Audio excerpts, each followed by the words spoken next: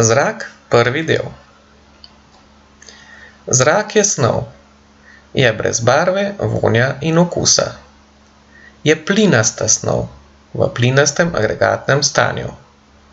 Zavzema prostor, ima svojo prostornino. Dokaz. Imamo plastenko brez pokrovčka. Lahko jo stisnemo, lahko jo še bolj stisnemo.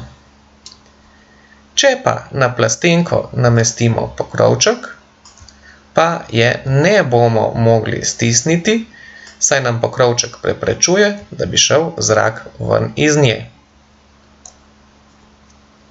Ali lahko zrak ulovimo? Seveda. Preprost dokaz za to je balon. Balon je na začetku v obliki neke vrečke, ko pa ga napihujemo, pa dobi okroglasto obliko. Če balon zavežemo, smo zrak ujeli znotraj.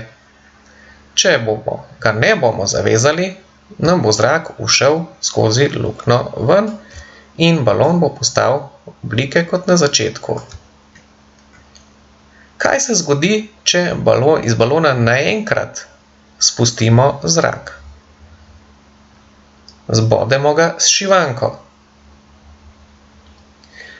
Zrak nam bo v hipu ušel na vse strani in ob tem se bo slišal tudi pok. Poskus. Kako lahko dokažemo, da je v tem kozarcu zrak? V večji kozarec damo vodo, v manjšega na dno damo robček in potopimo navzdol. Ko potapljamo, se nam voda dviguje, ne vemo pa, kaj se dogaja znotraj manjšega kozarca. Če potopimo še bolj, gre voda še višje. Ko smo vzeli kozarec ven, je šla voda v večjem kozarcu na začetno višino, robček pa je ostal popolnoma suh. To pomeni, da je ves čas znotraj kozarca bil zrak in je preprečeval vodi, da bi šla v manjši kozarec in zmočila robček. Zakaj so nekateri baloni na tleh, nekateri pa grejo v zrak? Odgovor je zelo enostaven, ker je v teh balonih navaden zrak, v teh pa je drugi plin, ki se imenuje helij.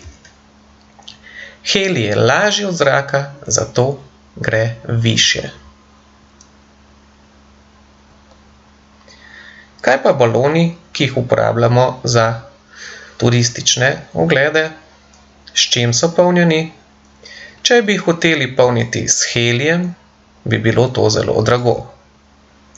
Ljudje pa že od nekdaj vedo, da je topel zrak lažji od hladnega. Torej, če mi zrak znotraj balona segrejemo, bo šel balon v zrak. In kako se to naredi?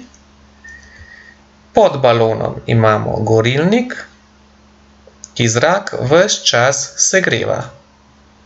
Ker je topel zrak ujet v balonu, gre balon navzgor. Če želimo balon spustiti dol, enostavno nehamo ogrevati zrak v balonu.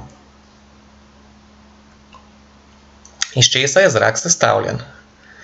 Zrak je sestavljen iz več različnih plinov. Je zmes plinov, nekakšna mešanica bi lahko rekli. Glavni sestavni deli zraka so kisik, morda poznaš tudi kemijsko formulo O2, ki ga je 21%, imamo dušik, ki ga je največ, 78%, 1% pa so ostali plini, na primer ogljikov dioksid ali CO2, vodna para ter še drugi plini. Fotosinteza. Fotosinteza je pravzaprav izmenjava dveh plinov. Rastline proizvajajo O2 oziroma kisik, ki gre ven iz rastlin, iz listov, če smo natančni, potrebujejo pa CO2 ali ogljikov dioksid, ki ga dobijo v liste iz zraka. Fotosinteza je nujni proces, da lahko bitja dihajo. Atmosfera. Zemljo obdaja plast zraka, ki se imenuje atmosfera ali ozračje. Iz vesolja je to videti kot neka plast svetlobe okoli našega planeta. Atmosfera je sestavljena iz različnih delov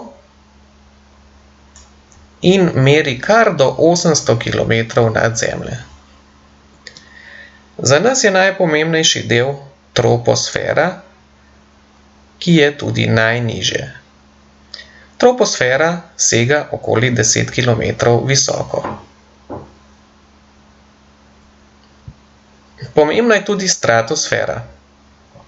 V njej je plin ozon, ki Zemljo ščiti pred UV žarkov.